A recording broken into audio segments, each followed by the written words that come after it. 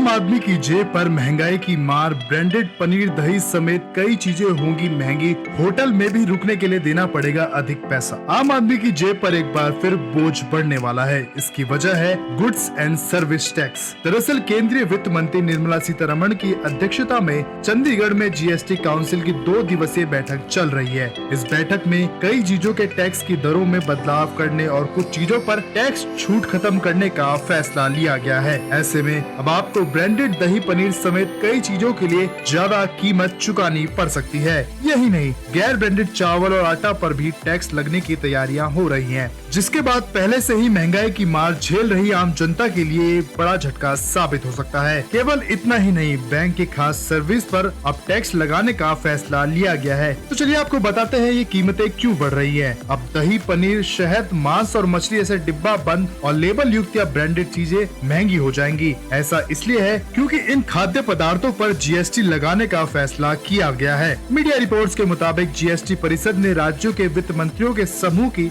ज्यादातर सिफारिशों को मान लिया है। जीएसटी काउंसिल की बैठक में जिन चीजों पर टैक्स लगने की तैयारियां की जा रही है, उनमें अब दही, पनीर, शहद, मांस और मछली ऐसे डिब्बा बंद और लेबल युक्त या ब्रांडेड चीजें महंगी हो जाएंगी, क्योंकि इन खाद्य पदार्थ पर माल एवं सेवा कर यानी जीएसटी लगाने का फैसला हुआ है। इसके अलावा गैर ब्रांडेड चावल और आटे पर भी टैक्स लगेगा। दरअसल अब तक सिर्फ ब्रांडेड चावल और आटा पर ही जीएसटी लगता था, लेकिन राज्य के रेवेन्यू को बढ़ाने के मकसद से गैर ब्रांडेड चीजों पर भी कर लगाने का निर्णय लिया गया है। इसके अलावा बिजनेस या घूमने के लिए अगर आप होटल का इस्तेमाल करते हैं, खास तौर पर सस्ती दरों वाले होटल ढूंढते हैं, तो अब यहाँ भी आपको अपनी जेब ज्यादा ढीली करनी होगी, क्योंकि जीएसटी की बैठक में 1000 रूपए प्रतिदिन से कम किराए वाले होटल कमरों पर भी 12% की दर से टैक्स लगाया जाएगा। हालांकि अब तक इस पर कोई भी टैक्स लागू नहीं था। बहरहाल अभी इन बदलावों को किस तारीख से लागू किया जाएगा, इसको लेकर कोई जानकारी सामने नहीं आई है, पर कहा जा रहा है कि जीएसटी काउंसिल की पहले दिन की बैठक में इन वस्तुओं और सर्विसेज पर टैक्स लगाने पर सहमति बन गई है।